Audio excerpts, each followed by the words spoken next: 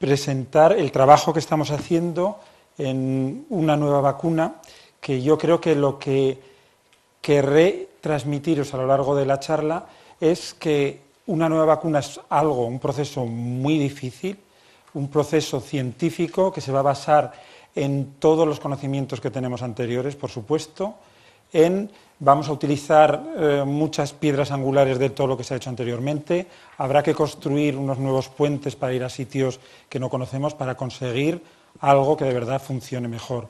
Y que una vacuna va a tener que ensayarse en miles de candidatos, un poco lo que veíamos antes de la presentación de Margarita, para que cientos de candidatos puedan seguir adelante, para que unos pocos puedan llegar a humanos, para que al final sea mejor o peor. Entonces, el trabajo científico de desarrollar una vacuna no es un trabajo individual, aunque siempre oiremos hablar de personas, pero son de equipos, en este caso es equipos de investigación básica, como es el caso de la universidad, pero luego también equipos empresariales, podríamos decir, en el caso de Biofabri, que es una empresa biofarmacéutica española que cree en el proyecto y se va a unir y que va a hacer posible de un desarrollo científico llegar a un desarrollo primero industrial, producir esa vacuna, luego clínico, muy importante para ver si esa vacuna funciona mejor o peor. Y es un poco lo que intentaré transmitir a lo largo de la charla.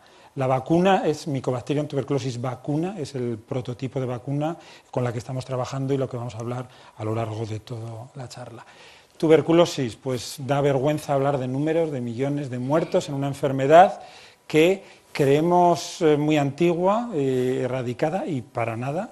La tuberculosis hay un tratamiento eficaz que con varios fármacos durante 6 meses nos podemos curar y desgraciadamente los datos de la Organización Mundial de la Salud del año pasado es la enfermedad infecciosa que más número de casos produce, casi 10 millones al año, y 1,5 millones de muertes de personas cada año mueren de tuberculosis.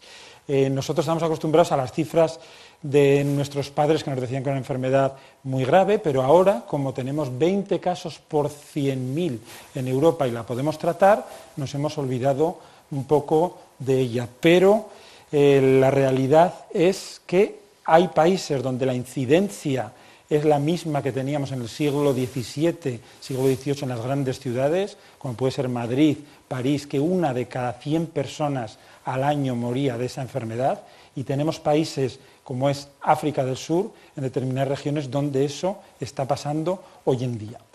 ¿Por qué el NIH en Estados Unidos, la Unión Europea, en Europa pone dinero para investigación en nuevos fármacos o nuevas vacunas? ¿Por qué? Porque aparecen cepas, sobre todo en Sudáfrica, pero también en Rusia, que no tenemos frontera natural con ella, de cepas resistentes a los fármacos. Y aquí sí que ya nos da miedo.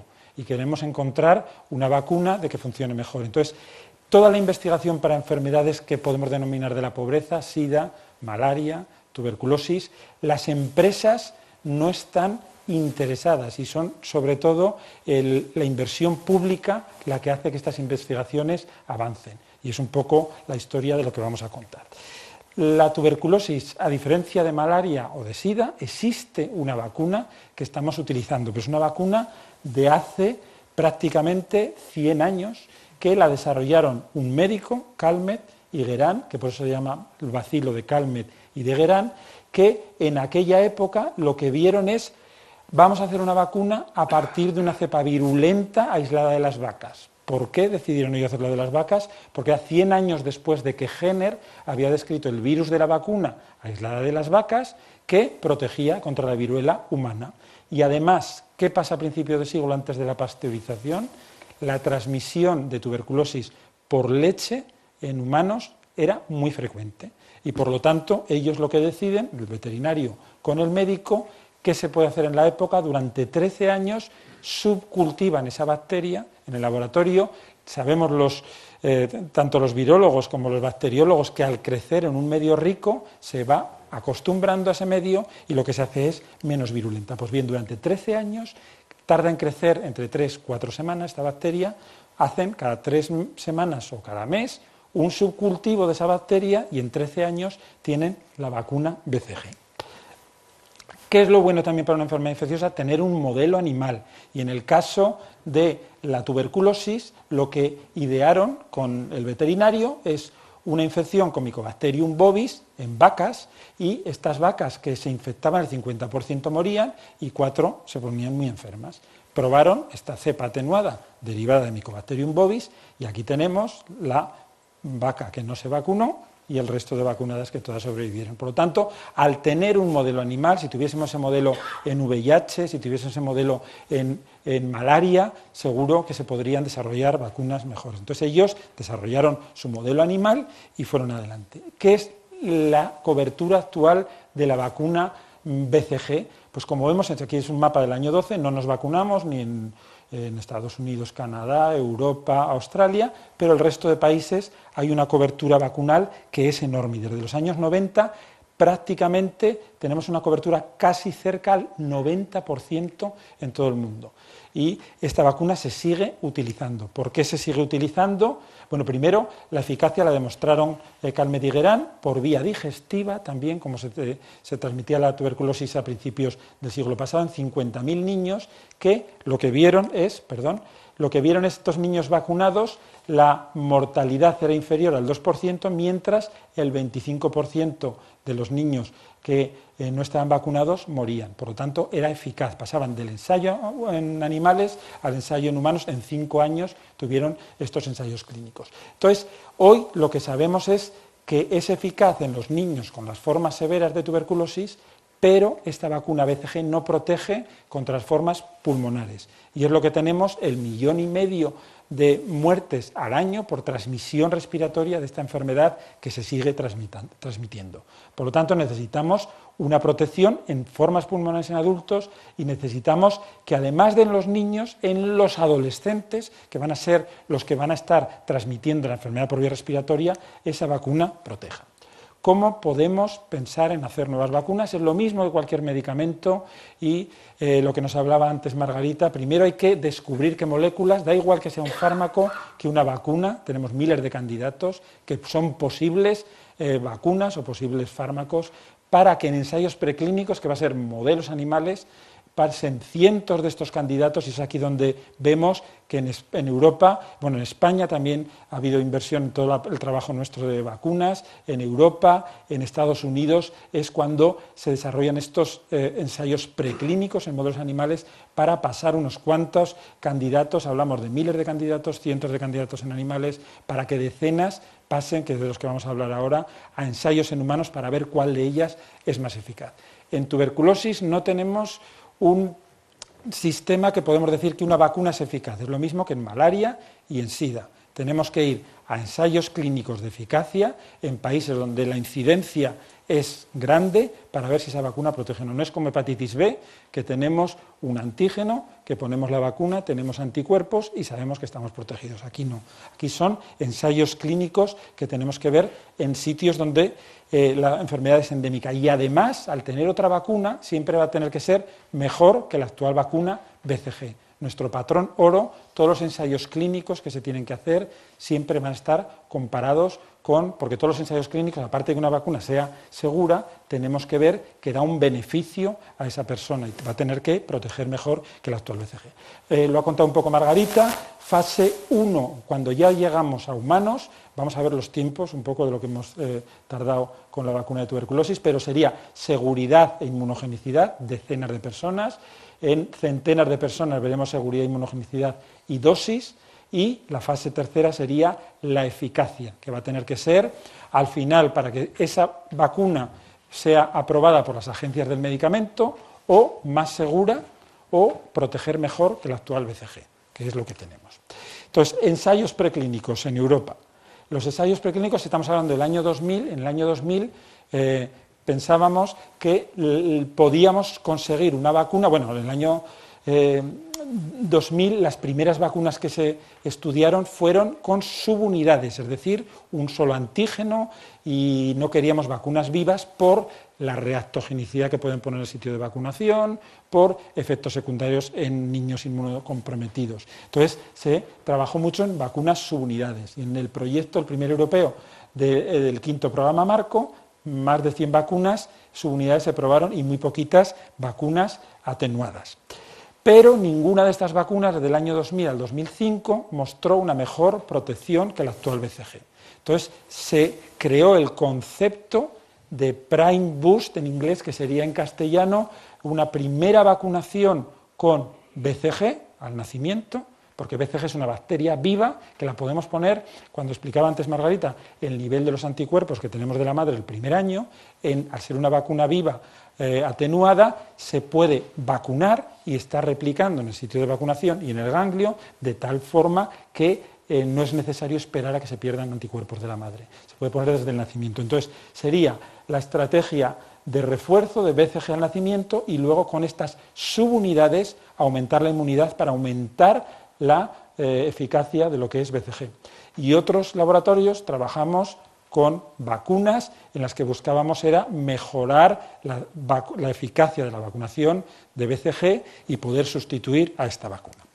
Entonces, las vacunas subunidades como refuerzo se basan básicamente, hay muchos nombres, hay más de 10 candidatos en fase 1, pero son antígenos mayores de tuberculosis o proteínas esenciales en la virulencia de tuberculosis o proteínas que reconocen bien los humanos o a nivel de animales y las vehiculizamos a través de virus, como es el caso del candidato de la Universidad de Oxford. Este es el virus de la vacuna, el mismo que utilizó Jenner, modificado genéticamente, en el que lo utilizamos como vector e incluimos un antígeno de Mycobacterium tuberculosis, y esta es la que más, durante 10 años, ha llegado a ensayos clínicos de eficacia.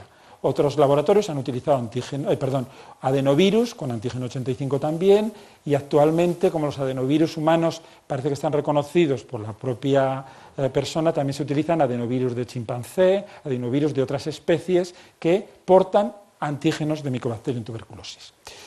Además de con virus, también con diferentes adyuvantes se han probado estas construcciones sin ninguna evidencia científica más que son antígenos mayores que reconoce la población infectada por tuberculosis. Pero no sabemos el nivel de protección y son lo mismo, antígeno 85, esas 6 se fusionaban una con otra hasta conseguir distintos candidatos a vacuna.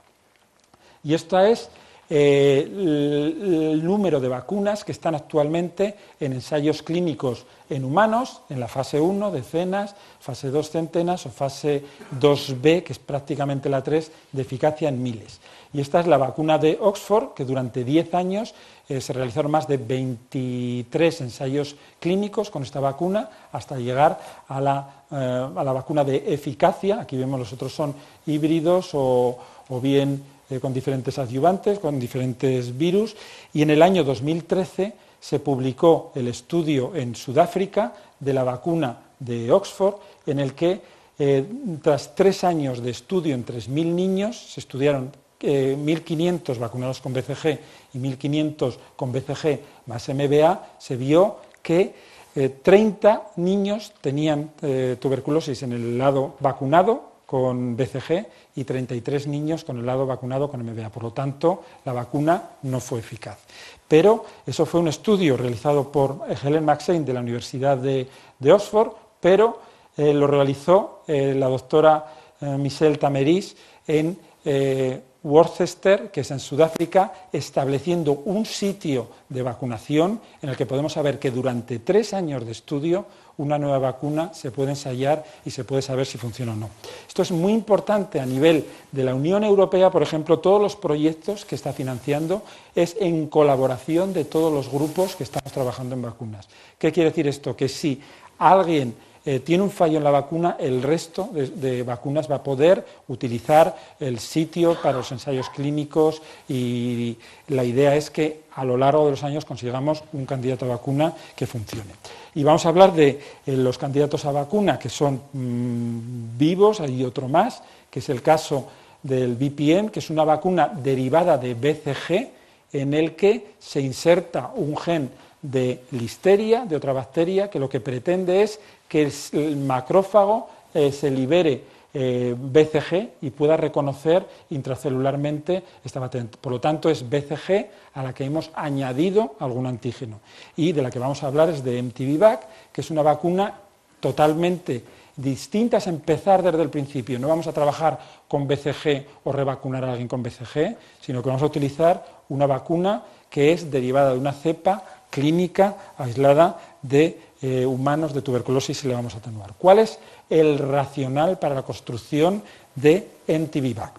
El racional es tuberculosis, nos infectamos por vía respiratoria, el reservorio en el 95% de los casos son humanos con tuberculosis que nos transmiten la enfermedad, es decir, bovis nos podemos infectar, luego veremos que en algún caso se puede transmitir, pero normalmente por leche nos infectamos, pero no transmitimos la enfermedad. Y con otras tuberculosis de animales pasa lo mismo. Pero lo que aumenta el número de casos en el mundo de tuberculosis es la transmisión respiratoria con un enfermo. No hay un reservorio en el suelo, no hay un reservorio animal para estas cepas de humanos. Entonces, el humano que se infecta, tenemos la prueba aquí de la tuberculina, solamente en un 5% el primer año o un 5% a lo largo de toda la vida va a desarrollar la enfermedad. Es decir, una infección por tuberculosis en el 90% de los casos no va a desarrollar la enfermedad y va a estar latente, en algún caso podemos pensar que es protegido, pero si hay un fallo del sistema inmunitario va a poder desarrollarse la enfermedad. Entonces, en los casos que no había tratamiento, la mortalidad era del 50% y es lo que pasa con las cepas multiresistentes.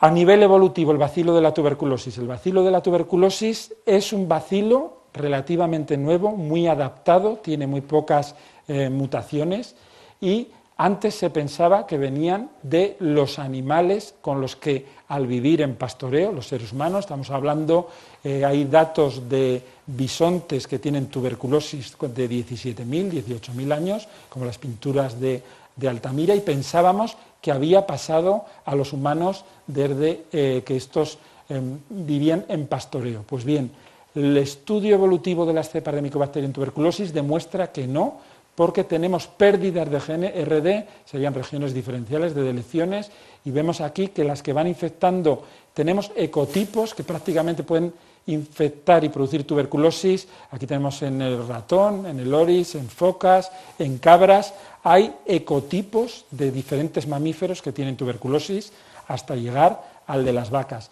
Y lo que vemos es que tienen deleciones, por lo tanto, no han podido evolucionar todos del mismo bacilo. Aquí tenemos los humanos, que se transmiten en el 95% de los casos, y distintos linajes. Entonces, cuando se pierden estos genes, vemos el caso de bovis, que está aquí, se han perdido más de 100 genes desde los genes que tenemos en las cepas de tuberculosis en humano, y ya en BCG, durante estos 13 años de subcultivo, se pierde esta región, que es la que le hace atenuada, y al perder la atenuación, luego veremos, lo que pierde es gran capacidad también antigénica. Entonces, las cepas de bovis no tienen estos genes y las cepas de BCG, además, pierden la región SAT6. Esta región SAT6 en BCG, lo que vemos es que es una región muy rica en antígenos, epítopos, que son los que va a reconocer los linfocitos humanos T, y lo que vemos que esta región que pierde, aquí vemos que hay cientos de antígenos que son, de epítopos que son reconocidos en esta región, que no tiene BCG. Entonces dijimos, hace muchos años sería posible, estamos hablando de los años 80, en los años 80 hablamos que la tuberculosis se iba a erradicar en el año 2000. Ahora estamos hablando que la tuberculosis es la enfermedad infecciosa que más muertes causa, superó al SIDA el año pasado, y estamos hablando de erradicación con nuevo diagnóstico, nuevo tratamiento y nuevas vacunas en el año 2050.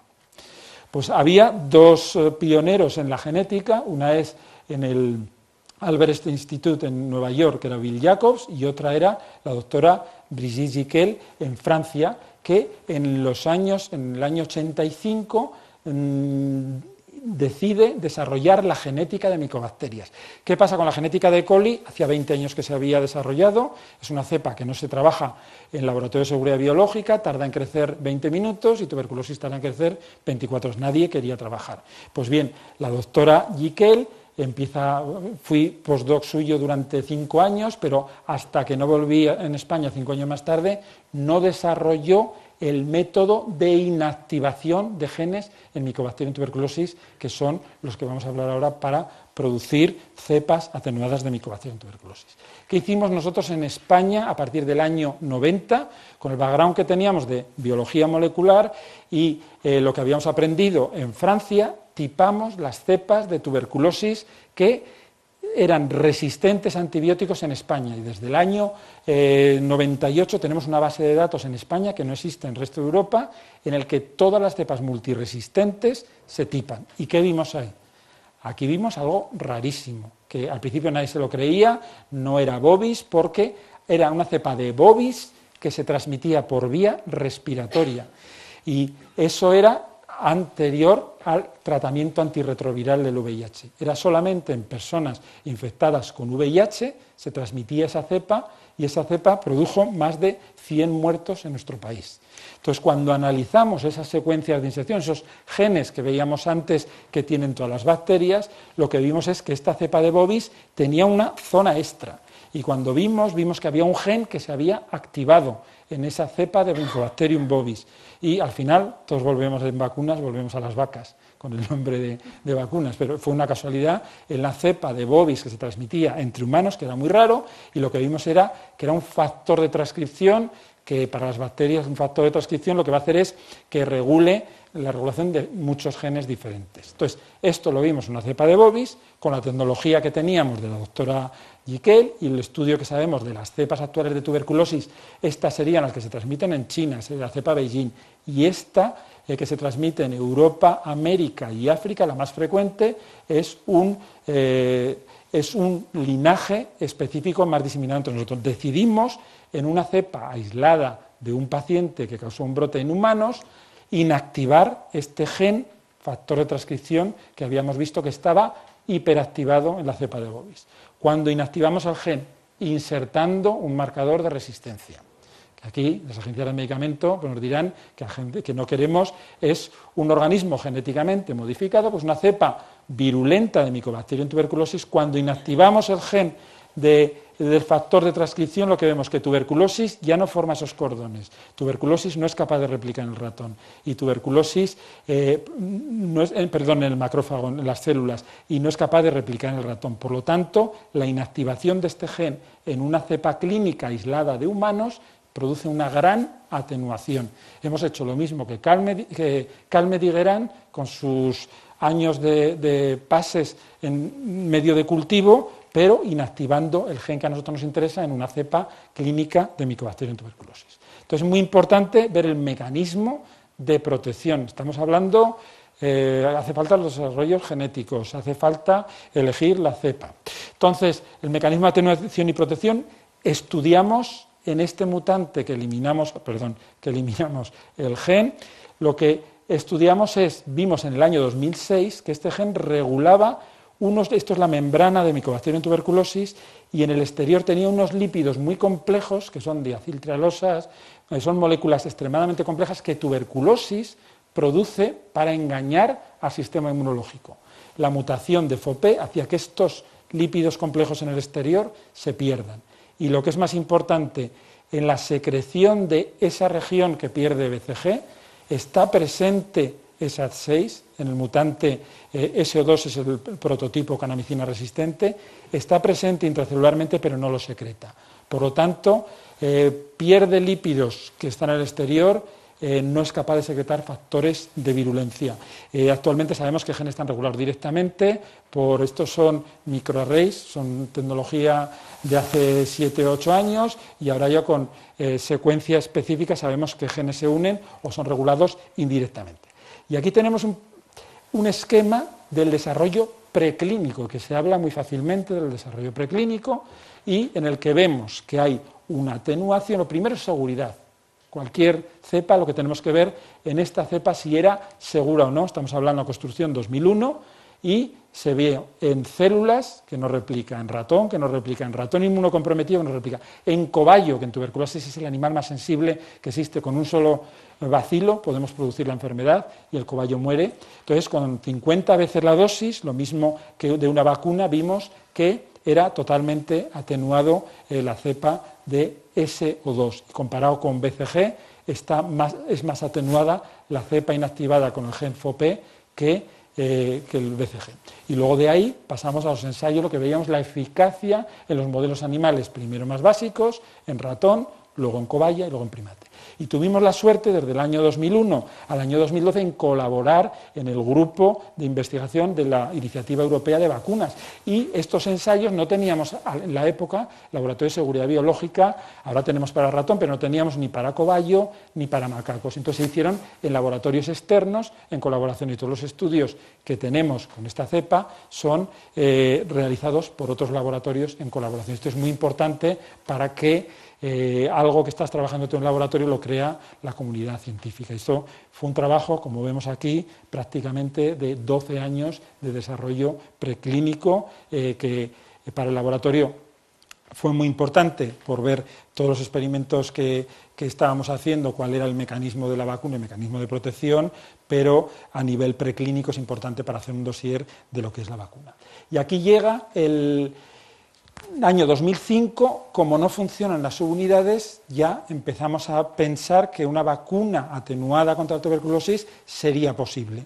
Y hay una reunión en Ginebra de consenso en la que se dice, muy bien, sería posible, pero necesitamos un backup, necesitamos una mutación secundaria para que esa bacteria, si pierde la mutación en el factor de transcripción FOP, no revierta a virulenta. Entonces, en el consenso de Ginebra se habla de dos mutaciones independientes, que el grupo de Brigitte había descrito este gen muy importante en un lípido importante en patogenicidad, que sería FAD26, que lo vamos a eliminar también, y los marcadores de resistencia.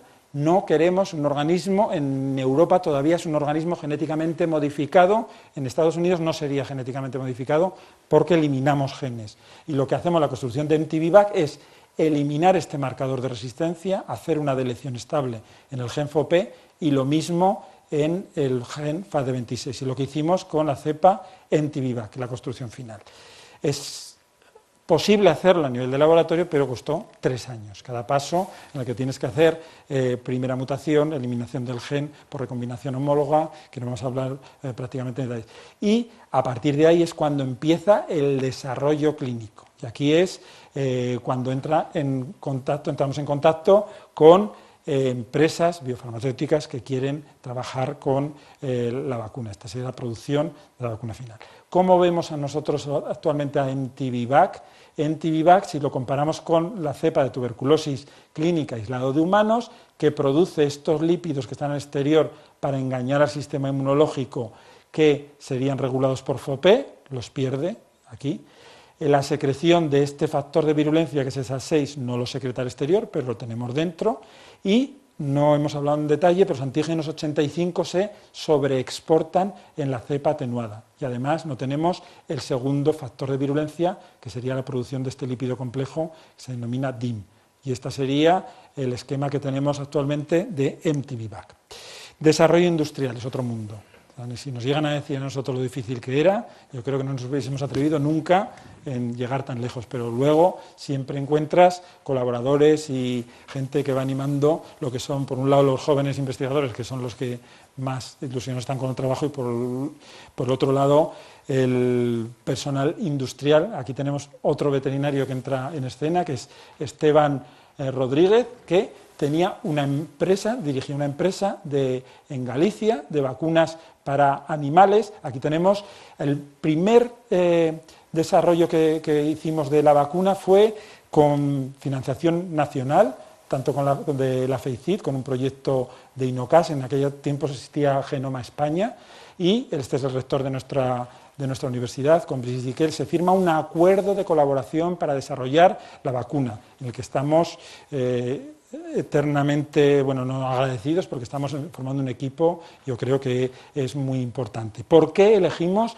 a CZ Veterinaria? Pues bien, durante 2 años estuvimos buscando por toda Europa, Bélgica, todos los países europeos, alguien que se atreviese a trabajar con una cepa que tarda en crecer semanas, que al principio esa cepa era P3, por primera vez en la historia se derogó a P2, P1, los que trabajamos en laboratorio sabemos que son niveles de contención biológica, porque claro, para llegar a humanos necesitamos que esa cepa esté realmente atenuada. Entonces tenían esas instalaciones, trabajaban en más de 20 vacunas para animales, en virus, en bacterias atenuadas, tienen una capacidad tecnológica muy importante. Y además decidieron, a partir del año 2008, apostar por una vacuna para humanos. Lo que hicieron es una empresa filial que se denomina Biofabri, que actualmente está, la instalación es era una pequeña industria farmacéutica en el año 39 de granito, que era Celtia, era la empresa de Celtia, y actualmente es Biofabri, que se dedica a la construcción de vacunas para humanos. Entonces, a nosotros, cuando al principio era una colaboración con ellos, nos pedían por un lote, porque era una empresa que nosotros contratábamos, la Universidad de Zaragoza, para hacer un lote de vacuna antes de firmar ese acuerdo. Entonces, decíamos, pues si en este bote tenemos 250 mililitros de crecimiento, podemos hacer prácticamente 500.000 de vacunas. ¿Cómo nos pueden cobrar ese dinero por hacer algo en proceso industrial? Pues nos dimos cuenta con el tiempo, porque por ejemplo para desarrollar la producción del primer lote con SO2 se tardó 2 años, porque hace falta hacer de la cepa original un banco maestro, un banco de trabajo, para luego hacer el lote final de liberación de producto, y como vemos aquí es un proceso de prácticamente 4 o 5 años el llegar a producir este vial que es idéntico al de BCG. La vacuna que se utiliza actualmente es un liofilizado en el que con 10 mililitros tenemos, con 1 mililitro tenemos para 10 dosis de vacuna de 0,1 en un adulto. Entonces hay que hacer todos los ensayos de pureza, todos los ensayos de seguridad, etcétera. Es un proceso industrial muy importante. Entonces el desarrollo industrial fue un mundo que muy fácil llevarlo a cabo, eso con una empresa que está interesada y encima era nacional. Es verdad que estamos encantados. Y luego llegamos al desarrollo clínico. Desarrollo clínico pues fueron conversaciones con la Agencia Española de Medicamentos, porque se produce ese producto en España, pero solamente consultivas, pero había que hablar dónde íbamos a hacer el ensayo clínico. Hay una regla no escrita en nuestra comunidad científica de que cuando se produce un nuevo producto, en este caso vacunas, en nuestro medio, la seguridad la tienes que estudiar en los países de entorno, no vas a ir a ver la seguridad a África hasta saber si es segura. Por eso decidimos ir a Suiza, porque en Suiza Swissmedic, que es la agencia del medicamento suiza, se había trabajado con la vacuna de subunidades de tuberculosis, con vacunas de malaria, de VIH y de ébola también en el centro hospitalario donde se hicieron los ensayos clínicos de MTV-VAC. Entonces, durante 2 años tuvimos negociaciones con esa agencia de medicamento, porque cuando se va a ensayar algo en humanos, no vale ir con un producto del laboratorio. En nuestro caso, el laboratorio hace la construcción, a 1000 kilómetros, que es en Galicia, se va a producir el lote clínico, pero ese lote clínico tienes que ver la estabilidad hasta que se va a hacer el ensayo clínico.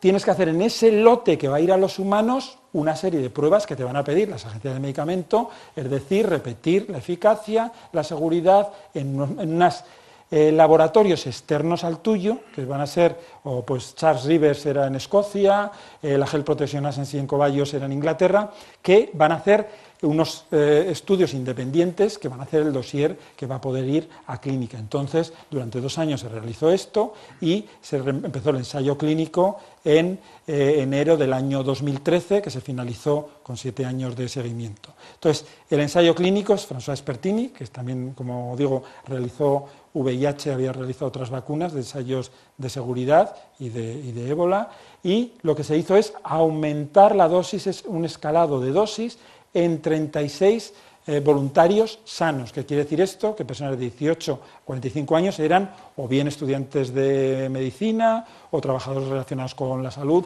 Lo que se ve es que se va aumentando la dosis de 10 a la 3, serían 1000 bacterias 10.000 o 100.000, y tenemos grupos de 9 en los que es un doble ciego, o se vacuna con BCG o se vacuna con Entivivac. Lo que se ve es la seguridad y la inmunogenicidad. Estos estudios, bueno, se publicó finalmente en el año 2000, en diciembre del año pasado, y tienen que ser individuos VIH negativos, que no tengan tuberculosis previa. Lo que se ha visto es que es muy seguro y que además no desarrollan la prueba de tuberculina positiva, es decir, no se infectan no se detecta como una infección de tuberculosis. Es muy importante porque ellos tenían que tener, los voluntarios, un carnet en el que, si iban a Estados Unidos, no se sabía si se iban a convertir, iban a hacer un viraje de tuberculina positivo o no. Entonces, estamos muy contentos de los resultados, tanto de seguridad, que es tan seguro o más que BCG, y la inmunogenicidad, que también era importante. Y actualmente lo que está haciendo esto sería la fase 1A en adultos, que fue en Suiza, y la fase 1B, que es en bebé. Bueno, el sponsor ha sido siempre Biofabri, con cofinanciación, en el caso de la fase 1A en adultos, de la Fundación Gates. En la fase 1B, que es en recién nacidos, el sponsor sigue siendo Biofabri, colaborando con TBVI, y la Agencia de Cooperación Noruega al Desarrollo, que ha financiado estos estudios en recién nacidos. Y la idea es, ¿por qué recién nacidos? Porque pensamos que los estudios que se habían hecho antes en Brasil, en poblaciones o bien en la selva o bien en la central, solo protegía con un 40%, y podríamos comparar esa vacunación en población naïf de una eficacia como se había hecho en el sitio de Worcester con la vacuna de MVA de Oxford. Entonces, ¿dónde se está realizando este estudio? Se está realizando a 110 kilómetros de Ciudad del Cabo, en Worcester. Aquí está la Universidad de Ciudad del Cabo, que tiene 100 años de antigüedad, pero una tecnología altamente desarrollada para tuberculosis. Hay un hospital en el sitio, y esta es la visita del año pasado, que estuvieron presentes el director de Biofabri, director científico de la Universidad de Zaragoza, y Michelle Tameris, que es la directora, es la pediatra que lleva el estudio. También había personas de TBVI antes de empezar la vacunación en recién nacidos. Entonces, el sitio de Sudáfrica para las vacunas tiene un hospital y tiene una serie de control de la población en el que puede seguir a la población donde es vacunada y si tienen algún problema. También hay laboratorios altamente cualificados para poder hacer ensayos de sangre in vivo en el momento y mandarlos a Ciudad del Cabo ya cuando están estimulada la sangre total. En Sudáfrica se pidió repetir el ensayo en adultos con 9 voluntarios sanos, porque están vacunados previamente con BCG, y entonces había que vacunar 9 con BCG y 9 con Entivivac. Estos estudios se realizaron a final del año pasado, y es este año cuando ha empezado el estudio de recién nacidos en la primera cohorte en la dosis más baja, y la investigadora principal es Michelle Tameris, y esperamos, antes de, esta sería el control de la vacuna, que es la actual vacuna BCG, pues finalizar con las vacunaciones. Aquí tenemos a Ingrid Murillo, que luego veremos los agradecimientos, pero a acabar las vacunaciones antes de junio de este año. Entonces, esta es la realidad. O sea, estamos hablando de países donde estamos trabajando en laboratorio, pero esto es el sitio donde se realizan las vacunaciones, esto es las casas donde viven estos niños, que son casas de Uralita, la temperatura es idéntica a la nuestra, es decir, tienen invierno, verano, la nuestra, hablo de Zaragoza, de 40 grados y de frío de 5 o 6 grados, en estas condiciones en las que viven, algunos con instalaciones eléctricas. Estos son el número de personas que viven en cada una de las casas, por lo tanto, es la cruda realidad.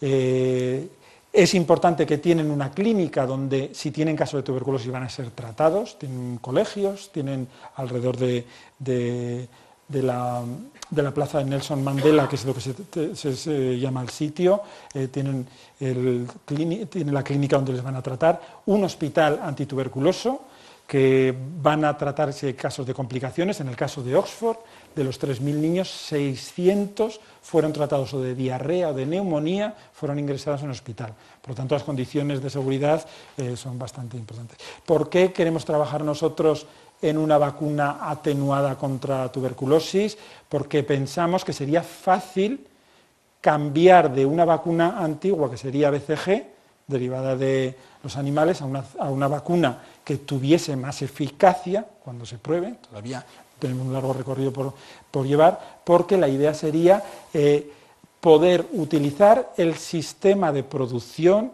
del sistema de distribución actual que utiliza UNICEF, de la vacuna de BCG, y que llegue a los países donde esta vacuna se necesite más. Pero lo que tenemos que saber al final es que la protección sea mejor que BCG. Entonces, lo que hablaba al principio de que es muy importante tener en Zaragoza, nosotros empezamos a trabajar en microbiología por la escuela, como decía antes Luis, del profesor Gómez Luz, en antibiótico resistencia, luego en Santander con mecanismos de resistencia o de transposición. Todo lo que se sabe es lo que aprovechamos para desarrollar nuevas vacunas y, por supuesto, con genios de la ciencia como el profesor Julian Davis, que fue discípulo de Jacob, que luego estuvo trabajando en Biogen para intentar producir la insulina, y que de todos se aprende un montón para poder desarrollar. Y actualmente este es el equipo, que yo creo que es el mejor equipo del mundo, que trabaja en genética de micobacterias. Tenemos a Jesús Gonzalo, que entiende todo lo que es genómica 1000 veces mejor que lo puedo entender yo, o Nacho Aguiló, con el veterinario, con Santi Uranga, que han puesto en marcha todo el laboratorio de seguridad biológica en el laboratorio de encefalopatías, y bueno, el resto del equipo, que la verdad hay nuevas generaciones también. Y es muy importante el desarrollo clínico, y aquí hemos tenido ayuda de la Unión Europea, del grupo de TBVA, de la iniciativa de vacuna tuberculosis. Tenemos el Product Development Team, que son los que nos enseñaban a producir las vacunas, el desarrollo clínico, y luego Biofabric, y un equipo que empezaron con unos poquitos, y ahora tenemos Ingrid Murillo, que está en la audiencia, que es la directora de los ensayos clínicos, que yo creo que es muy importante el estar en un ambiente en que el labor de equipo es importante. Y nos queda muchísimo por delante, perdón, porque me he extendido, no me has hecho así, me he extendido más de la cuenta. Entonces yo creo que lo importante es el trabajo en equipo, sobre todo, y que nos queda mucha ilusión y mucha energía por trabajar. Y sabemos que en cualquier momento la vacuna puede fallar, porque los candidatos que van adelante, nosotros estamos convencidos que esta vacuna es la mejor y que va a funcionar. Pero es lo que hay que demostrar en un país endémico y comparado con el patrón oro, que va a ser siempre BCG. Entonces, muchísimas gracias por la atención.